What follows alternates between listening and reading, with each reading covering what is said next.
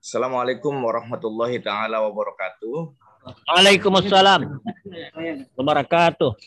Terima kasih. Sungguh sangat menarik kajian Pak Kiai pagi hari ini.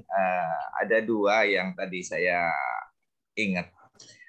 Pertama, Pak Kiai mengatakan bahwa ulama dulu itu hanya takut kepada Allah. Ya, salah satu contohnya Buya Hamka ya. Itu sungguh sangat menyentuh hati saya ya. Saya yakin Pak Kiai tidak mengatakan bahwa ulama sekarang itu tidak takut kepada Allah ya. Tapi faktanya ya itu ada, memang tidak seluruhnya, tapi ada yang justru takut kepada fasilitas daripada Allah. Makanya dulu waktu saya diajari sama kiai saya katanya, ada orang yang beriman kepada Allah dan beriman kepada yang lainnya. Itu yang jadi masalah seperti itu. Mungkin perkataan itu selarasnya. Jadi banyak juga kita ini beriman kepada Allah dan yang lainnya. Padahal kalau iman itu istilah tentaranya itu tegak lurus, tidak boleh ke samping, ke kanan, ke kiri. Ya udah, kita taat loyal kepada atasan ya tegak lurus. Sekarang jangankan kepada atasan, kepada Allah saja beriman kepada Allah dan yang lainnya. Lalu yang kedua, tadi disampaikan bahwa sekarang tidak ada yang dituakan.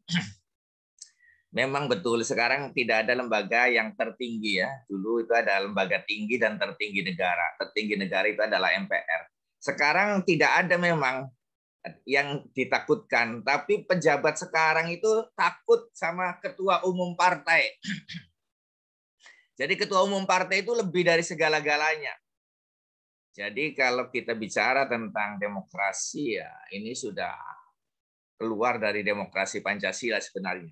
Tapi para ahli ya terutama para pakar di bidang tata negara itu tidak bisa berkutik, diam seribu bahasa. Sehingga kalau kondisi seperti ini ya sudah. Jadi dalam hadis Rasulullah Sallallahu Alaihi Wasallam, kalau kita mampu mengubah suatu keadaan, kalau kita melihat kemungkaran, kita harus ubah dengan tangan. Kalau tidak bisa dengan lisan, kalau tidak bisa ya diam. Itulah selemah-lemah iman. Nah sekarang kondisinya diam semua, jadi lemah iman kita ini. Kalau kondisinya sudah seperti ini ya tunggu saja saat kehancurannya. Saya kira itu Pak Kiai, silakan. Terima kasih tadi apa yang disampaikan. Dimakan. Terima kasih Pak. Ya itulah ya, jadi substansinya demikian. Jadi kalau saya sih sebetulnya tidak dalam perspektif politik tadi itu. Tapi intinya bahwa seperti hadis Nabi, keberkahan itu ada bersama para senior, para sesepuh. Nah dalam konteks kelembagaan pun saya kira juga dapat dikatakan demikian. Jadi ya lihatlah sekarang bahkan kan kita memilih pemimpin saja sekarang kan sudah lebih liberal daripada demokrasi liberal sekalipun. Dibanding dengan Amerika, dibanding dengan negara-negara yang sudah maju, sebetulnya kita sudah tanpa batas ini. Ya dan seterusnya. Jadi memang ya itu tadi ankana zamalun wa banin. Jadi orang kalau sudah berbicara dunia syahwat yang lain habis.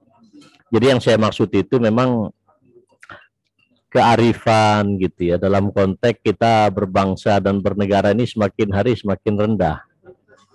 Karena tidak ada, karena masing-masing semua menjadi apa begitu kan.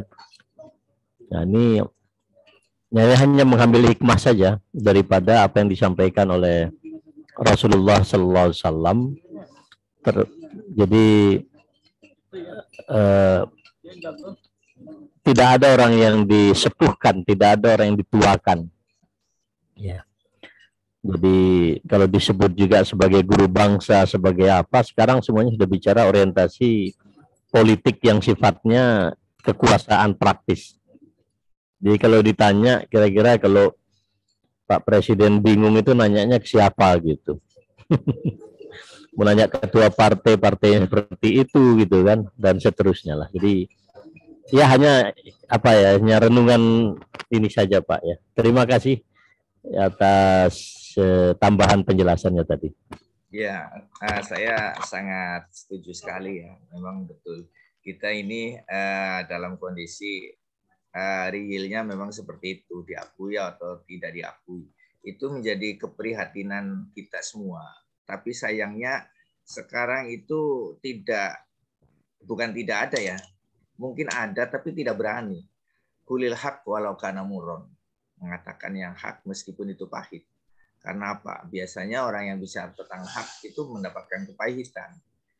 Nah, inilah juga bagian dari kita lebih takut pada dunia daripada kepada Allah Subhanahu wa taala. Itulah persoalannya. Jadi tadi Pak Kiai menggunakan bahasa tidak ada yang dituakan. Saya menggunakan bahasa sekarang tidak ada keteladanan. Jadi, ya, hampir tidak ada. Di unsur apapun nggak ada keteladanan. Bahkan ya, yang benteng terakhir kan di ulama ya. Karena ulama itu menurut pemahaman Islam itu warasatul anbiya ya. Kalau ulamanya saja sudah tidak bisa diteladani, lalu kita mau mencari teladan kepada siapa? Makanya saya sering kalau ada pertanyaan kayak gitu, ya sudah, kita berteladan saja kepada Al-Quran dan hadis, bukan kepada manusia. Karena kalau kita berteladan kepada Al-Quran dan hadis, insya Allah kita tidak akan pernah tersesat untuk selamanya. Karena figur saat ini hampir tidak ada yang dituakan, atau yang bahasa saya mengatakan yang diteladani. Dari unsur apapun. Satu-satunya benteng terakhir adalah ulama. Tapi sungguh sangat mengecewakan. Karena pragmatisme. Dan kondisi semacam ini itu harusnya menyadarkan kepada para tokoh bahwa seperti yang tadi disampaikan oleh Pak Kiai, bahwa sehebat apapun kita ini akan mati. Lalu untuk apa kita kejar-kejar dunia? Untuk apa kita bersikukuh? Untuk apa minta diperpanjang ya? Nah ini minta diperpanjang saja itu kan sudah di luar ajaran Islam. Islam membolehkan kita itu mempunyai jabatan, tapi bukan berarti kita meminta, apalagi merebut. Tapi kalau kita dikasih jabatan, kita harus bertanggung jawab, kita harus amanah. Tapi yang saat ini yang ada justru kita berebut, bahkan minta diperpanjang.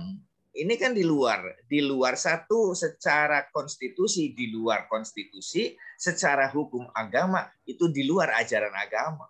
Tapi itulah yang dipraktekkan. Makanya jangan salahkan Allah kalau keberkahan dicabut dari muka bumi ini.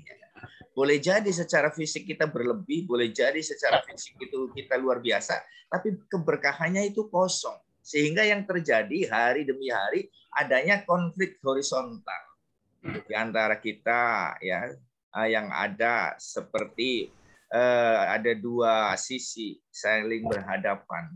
Harusnya kita saling berangkulan, saling yasuddu ba'duhu ba'dun. Tapi yang ada justru saling menjatuhkan. Ya mudah-mudahan kita masih diberikan oleh Allah pemikiran yang jernih sehingga kita bisa melihat dan merasakan segala sesuatu secara objektif, bukan berdasarkan suka atau tidak suka. Ya, maju tak gentar, membela yang bayar, bukan begitu Pak. Terima kasih Pak.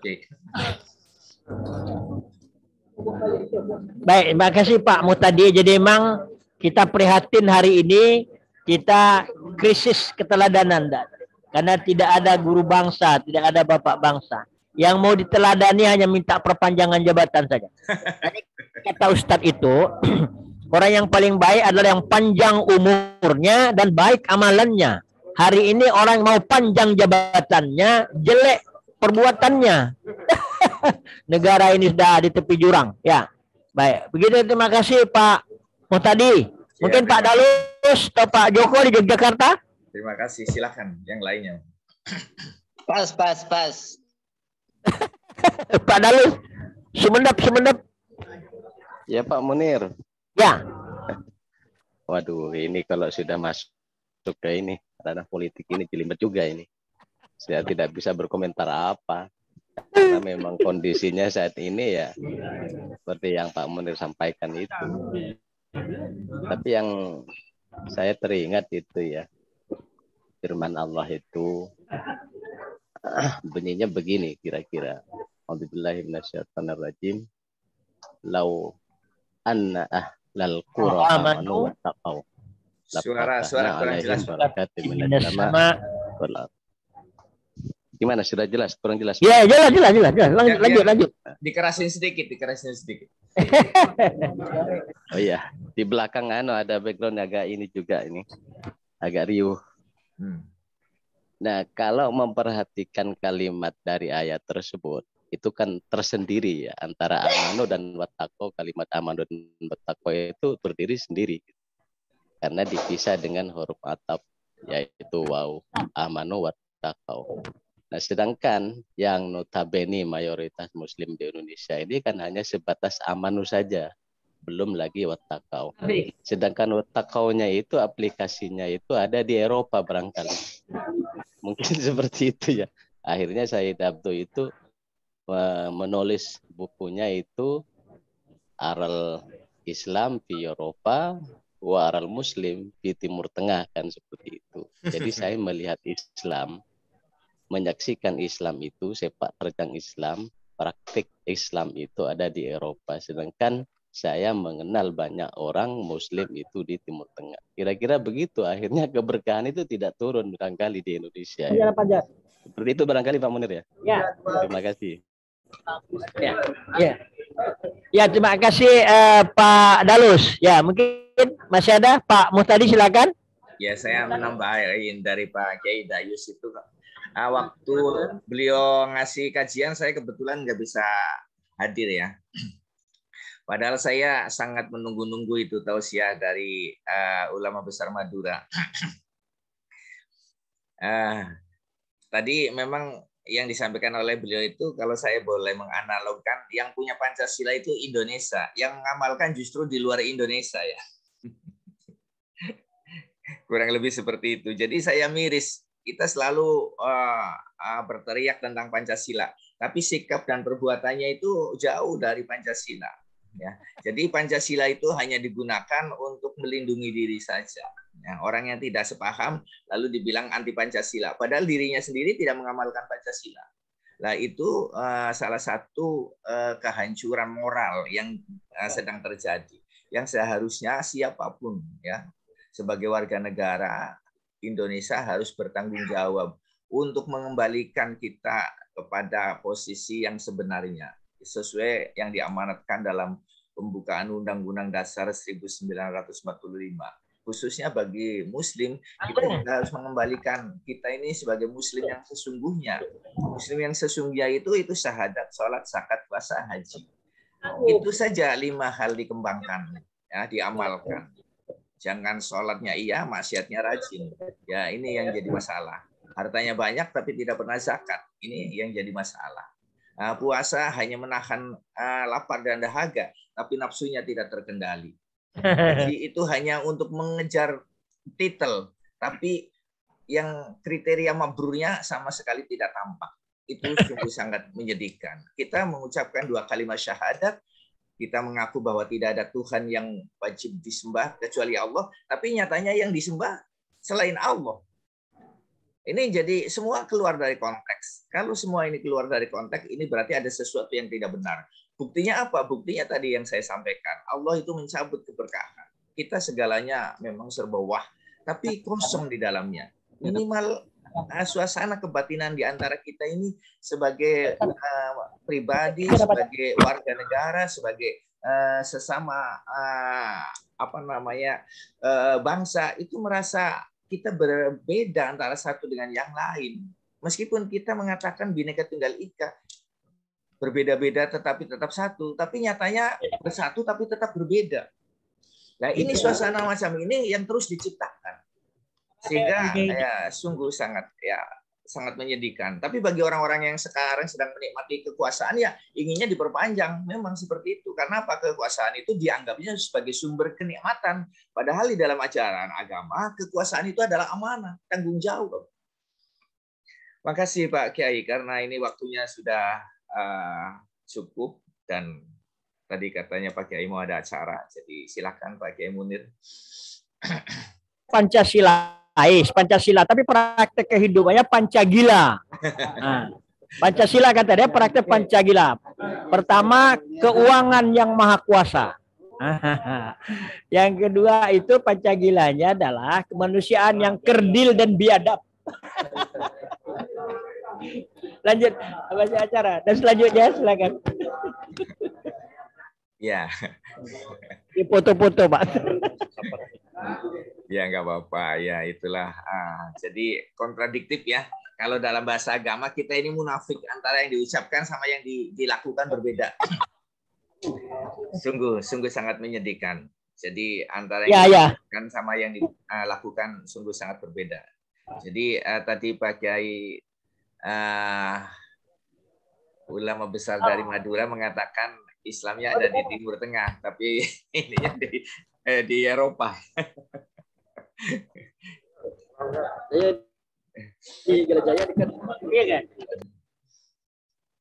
Baik, makasih Ustaz Muhtadi. Ya, Bapak Ibu kalau tidak ada yang lain lagi kita live nih karena masih ada acara. Ya Pak Muhtadi. Ya. Pak Dalus, Pak Rofi, Pak Joko. Ya. Terima kasih Pak. Waalaikumsalam warahmatullahi wabarakatuh. Terima kasih. Kita live ya, baik.